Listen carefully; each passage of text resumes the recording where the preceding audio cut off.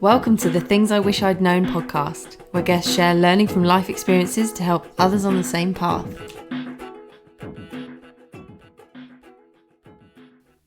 Hi everyone, and welcome back to Things I Wish I'd Known, the podcast. It's Sophia Giblin here, your podcast host. And this week I had the absolute pleasure of interviewing Stephen Robertson, who's the CEO of the Big Issue Foundation. I met Stephen a little while back when we were both on a panel talking about charities and charity trustees. And I just found it absolutely fascinating to learn a little bit more about the work of the Big Issue, and also to understand that it's not just about magazines. So in this podcast today, I talked to Stephen about all things Big Issue, and he shares with me some of the things that he wishes that he had known earlier on in his journey around homelessness, childhood trauma, and how you can use your skills and abilities to help other people. So I hope you enjoy. So today I'm joined by the lovely Stephen Robertson from the Big Issue Foundation. Stephen's the chief executive here. Hello, Stephen. Hello there. How are you today? I'm really good, thanks, and I'm looking forward to this. Yeah, me too. So I think it's brilliant actually to get you on to talk about all things related to the Big Issue, the Big Issue Foundation, and all the other things that the group does. So when we met a little while back, you explained how it all works, and actually I was really fascinated by it. So why don't we start there? Tell us about the Big Issue group. Okay, let me tell you. So the Big Issue all started and was based on an experience that Gordon Roddick, founder of the Body Shop, had in New York some 28 or so years ago, where he was struck by the sheer number and visibility of homeless people in the States, and the number of people that were asking for money. And an individual came up to him and sold him something called Street News.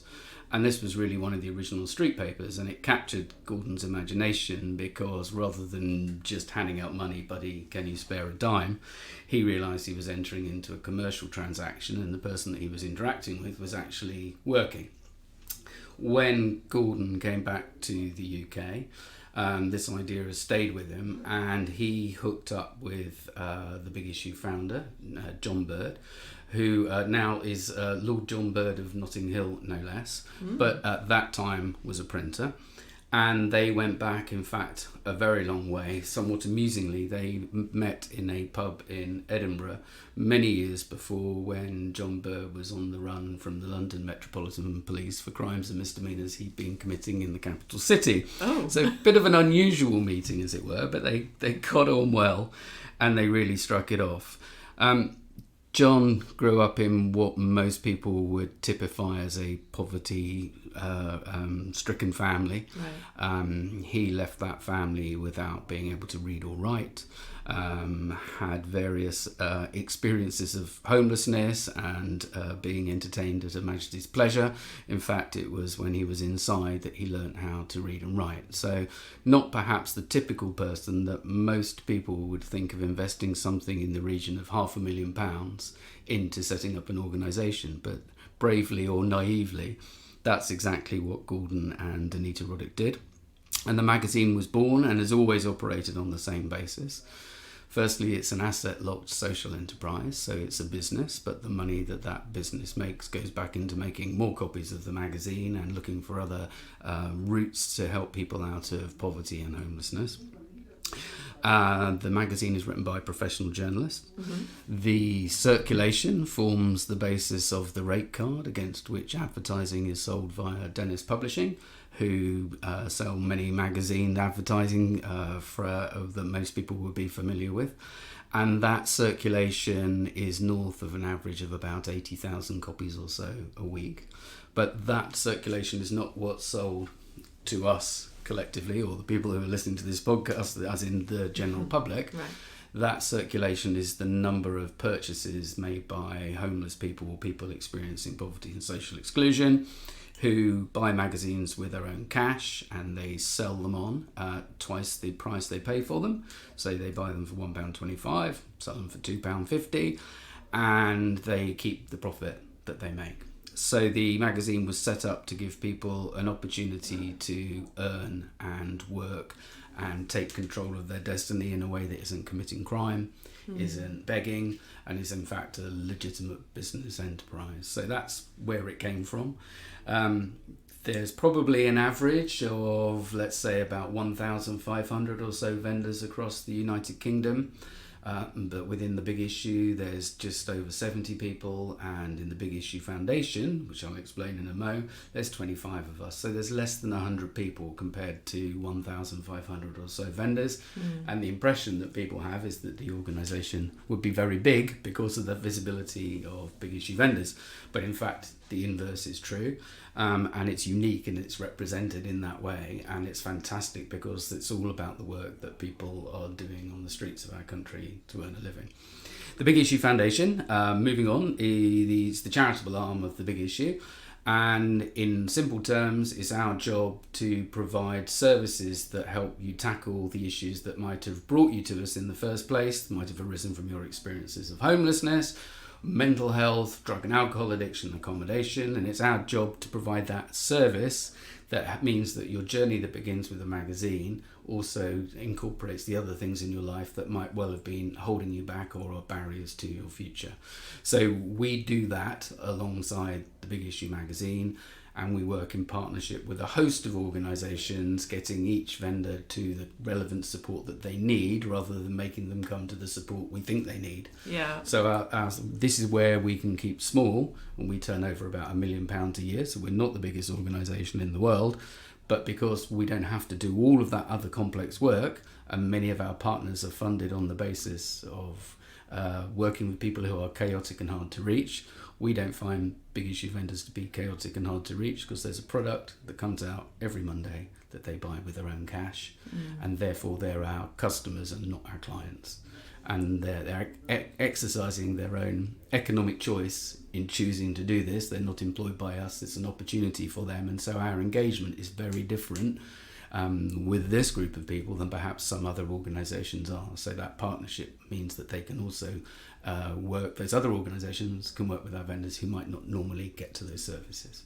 So that's the two elements of us. Yeah. And then the third part is Big Issue Invest, which if you see the Big Issue as working closely and focusing on a specific group of people, i.e. Big Issue vendors, Big Issue Invest was established as, in effect, an ethical loan fund. So their focus is on wider groups of disadvantaged and disconnected people from society who may struggle to get some of their business ideas funded. And so the Big Issue Invest footprint is looking at the wider socially excluded group, looking to establish other business-based solutions that will give people an opportunity to change their lives through business, through work, and hopefully in many situations very positively contribute to their community. Wow. So it's three distinctly separate things. Three distinctly separate things, but all under the Big Issue banner. Amazing. It's a really interesting model. And I think what really struck me when we met before is that my conception of the Big Issue was that it was a fundraising magazine because I didn't know about it. And I remember my aunt giving money to a vendor and turning down the magazine because she thought she was giving to charity, I guess. And I remember you saying that you should never turn down the magazine. Absolutely not. First and foremost, it puts a vendor back into a position of almost becoming a beggar. And secondly, it's the process of managing your business, of buying and selling, of thinking about how you budget, what you're going to do with your funds, calculating when you want to stop work and what you might be losing by not working. All of those things make the journey of business better, whereas just handing over money doesn't. It's an instant thing, obviously, it's nothing wrong in that sense of handing somebody some money, but actually it goes against the process that people are trying to do. You wouldn't go to Marks and Spencer and get £80 worth of food and get to the till and go, keep the money and put the food back because you guys are great. You actually know when you're buying something that you should really be taking it, and that's what we always say, because that is what gives people the confidence to know that they can trade. And actually selling a product and convincing somebody to put their money in your homeless hand is a huge, it has some huge implications for your self-esteem and can really create a sense of positivity that reaches out way beyond the sale of the magazine itself, because you've proven you can become a business person So perhaps you can deal with some of the other things that have put you in this situation. So there's a much more positive ripple effect from buying and taking the magazine than just handing over cash.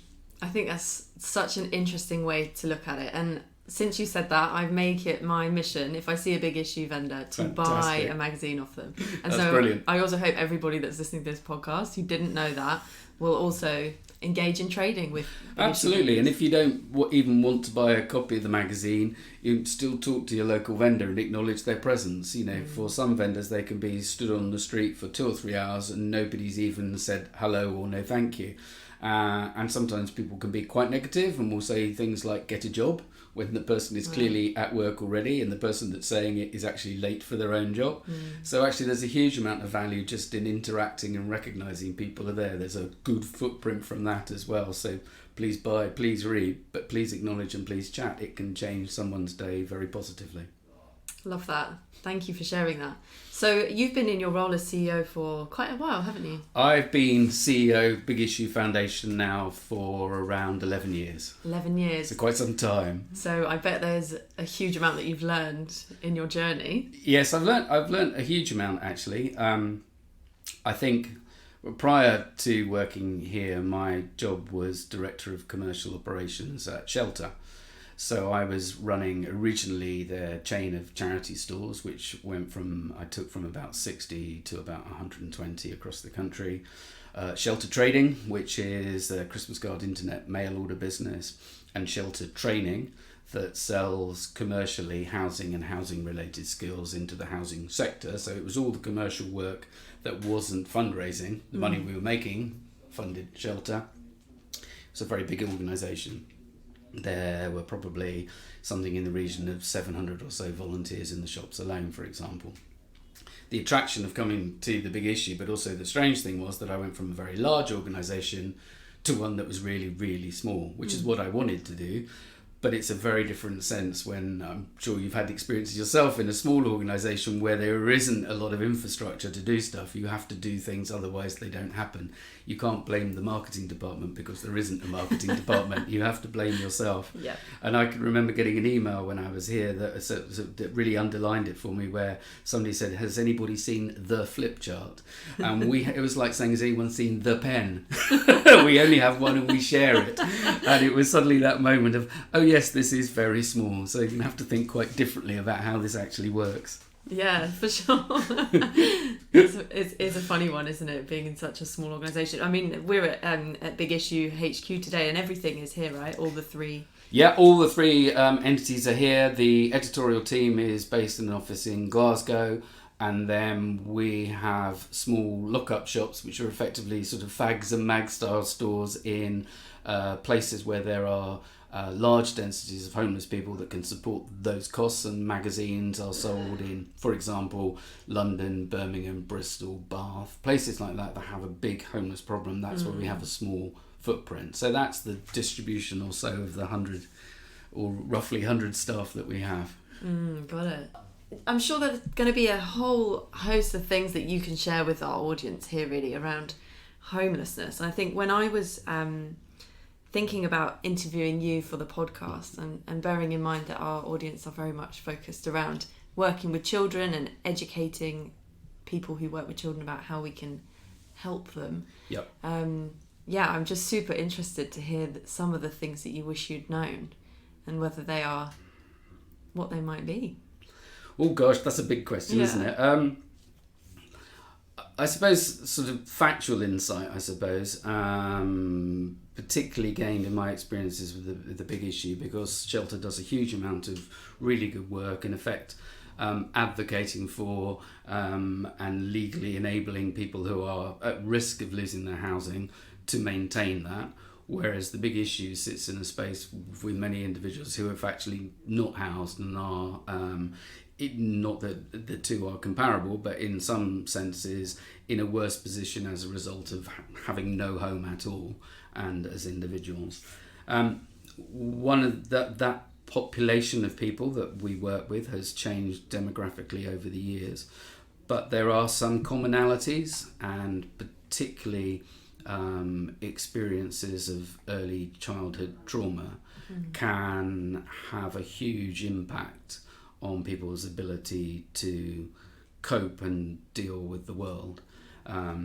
We did a project a little while ago now with a children's author, Kate Merrion, who writes books that include topics that as a parent you might find slightly sensitive to discuss with your 14, 15-year-old daughter, whether that's sexual health, mental health, whatever. It's folded into the narrative of a novel so that you read the book and you talk about it.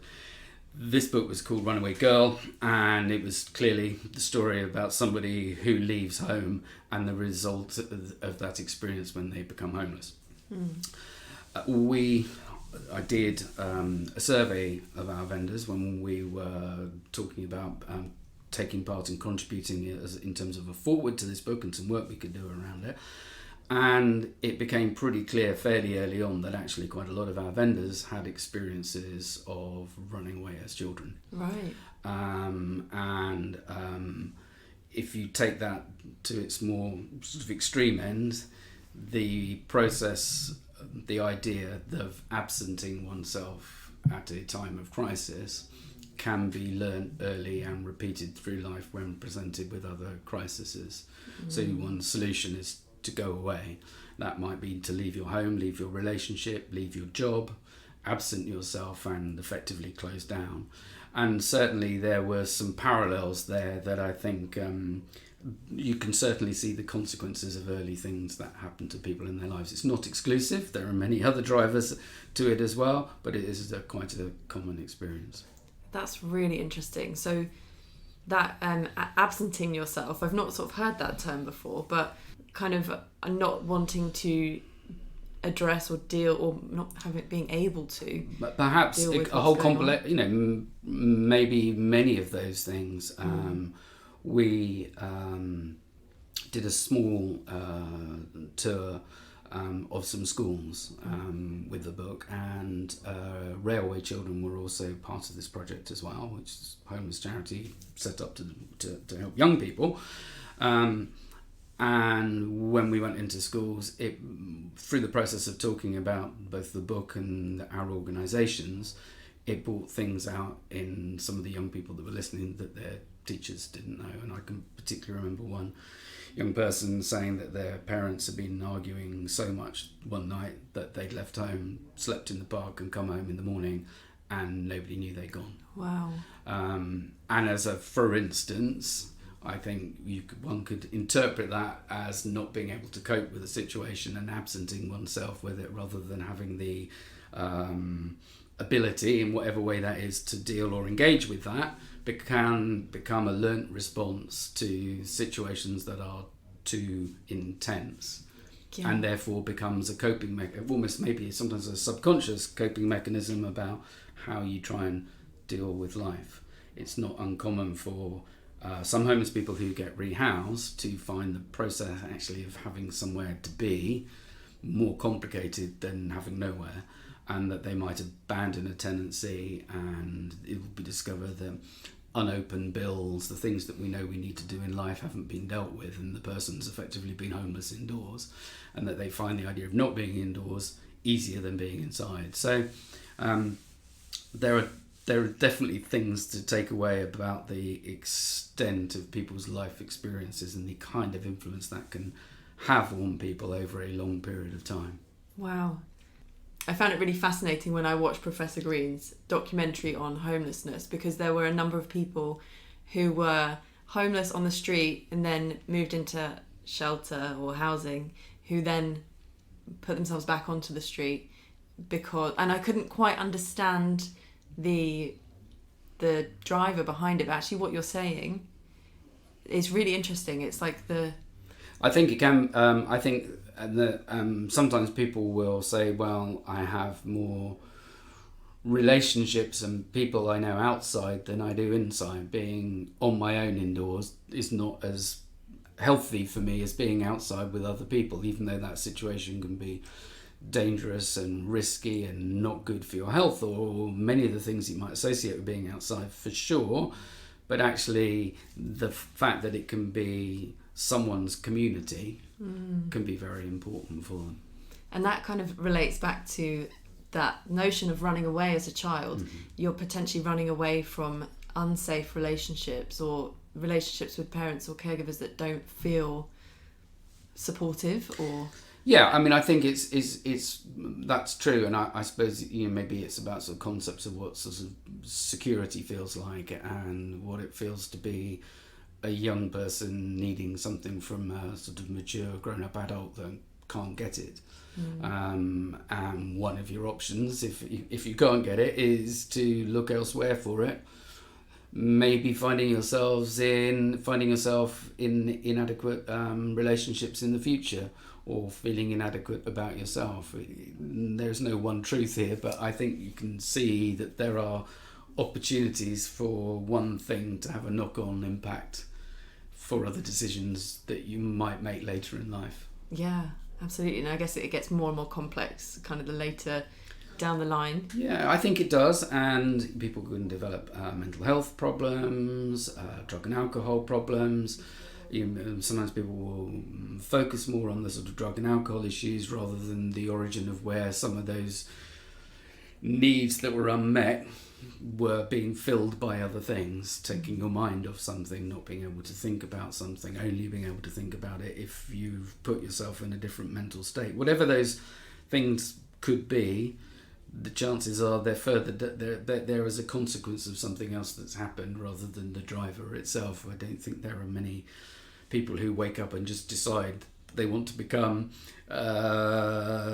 addicted to some substances. They've got some other issues that are going on that means it's an output from that, as it can be a physical health output, can be all sorts of things. So I think my point's pretty straightforward, and that is that lots of experiences, particularly when you're young, will have consequences, and if they are significantly negative, the chances are they'll be significantly harder to get over later if undealt with. Yeah, gosh.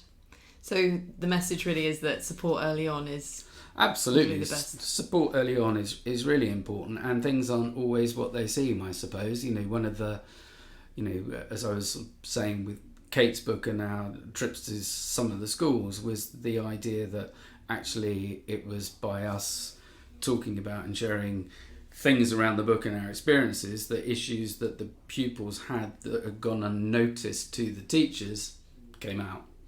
So it's also a little bit of a point about how people professionally look and think about and relate to people, because people don't always say what the problem is. Yeah. And I guess if you've grown up in a scenario, you might not know any different. Correct. Or how to talk about it, or the fact that when you've tried to talk about it, your life has got worse. Or that people aren't interested in you, or that you're not worthy compared to the problems that they have. So there are lots of things that can happen in this space that mean that in one way or another people can retreat and don't get the love, care and support that might help them make different choices in life later. Yeah. Something that struck me recently when doing these podcasts and talking to people about early experiences, you know, when there's been a positive outcome after trauma, it's often been that there's been at least one adult in that person's life who has been able to help them see things differently, or that they have felt so safe with. I can really understand that, yes, absolutely.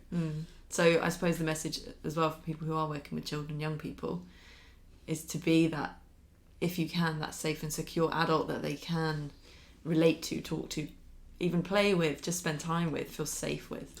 I think that's really, really, really important. And I think, as you know, acquired and learned behaviour from experiences, those kind of experiences are really, really last beyond the amount of time that you're doing them. They can help equip people for life in the future. And I guess you're also building up like almost a blueprint of what relationships can look like, positive relationships. I completely agree, and I think that's something we would all want for everyone naturally, but we have to recognise that it doesn't always happen, and that the signs that it hasn't happened won't always present themselves so obviously to people.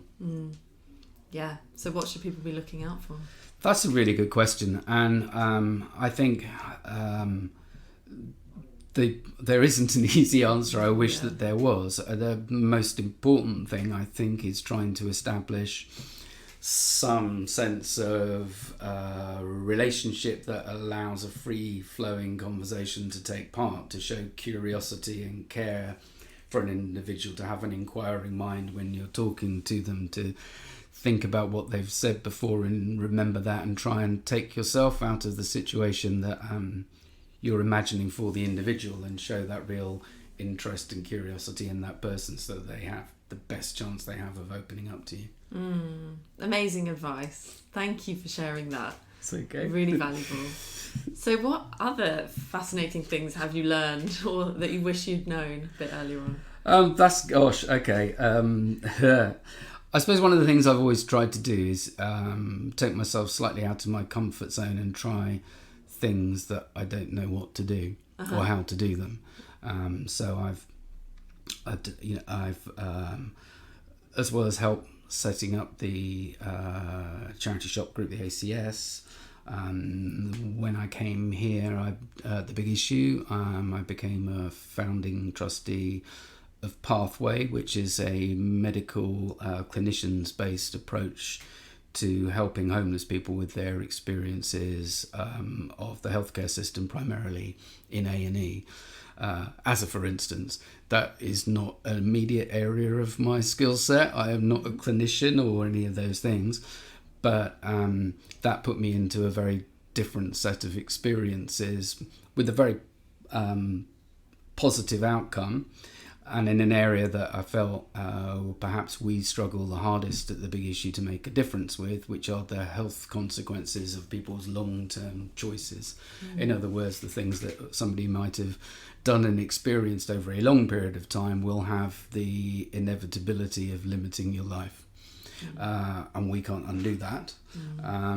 Whereas Pathway seeks to make sure that the healthcare system is inclusive and understands and can cope with the needs and complexities of some homeless people who are presenting in hospital. And that can also be about overcoming stereotypes and prejudice. So they have a program as well where people with lived experience of homelessness will help advocate on behalf of other homeless people to healthcare professionals. And the example that I'd always quote is that tragically one guy presented in an A&E environment with some fairly complex drug and alcohol issues, including some really quite unpleasant lesions on their skin as a result of being a heroin addict. The response to that person was to, in effect, deal with them as though they were the architect of their own decline. But one of the people with lived experience who went on to advocate for that person explained that, in fact, they had been imprisoned within the Pinochet regime and tortured.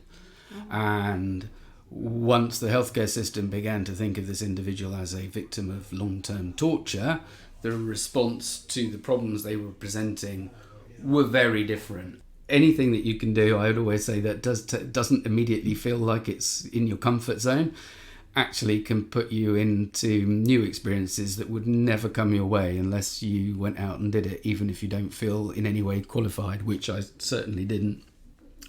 So that would be one bit of advice. Yeah. For definite. Put yourself out there if you believe in something. Put yourself out there if you believe in something, but also try something even if you don't think you're really going to necessarily be that good at it. Okay. Because you won't know, and if you do find out you're not any good at it, it doesn't matter, you've learnt something. Yeah. But actually that process of putting yourself into those situations can be just hugely different. So that would definitely be my message. Go out and do things and learn. Learn, yeah, absolutely. And learn from others, I guess. Yeah, and if you don't keep learning, then you sort of stand still a bit. Yeah. I think it's really important to keep learning if you can. And sometimes you can look back and it seems like everything is sort of designed and that other people have made much more wise choices than you have. But actually, if those strange occasions occur and you've got an opportunity to take part in something, then I think it's a really good thing to do. I always encourage people to without sounding cheesy, give a little bit back, to volunteer, to mentor, to become a coach, to as you get older, try and use some of your lived experiences in a positive way that will contribute back to society or individuals, and that will by definition put you into contact with people perhaps you would never have met in a million years.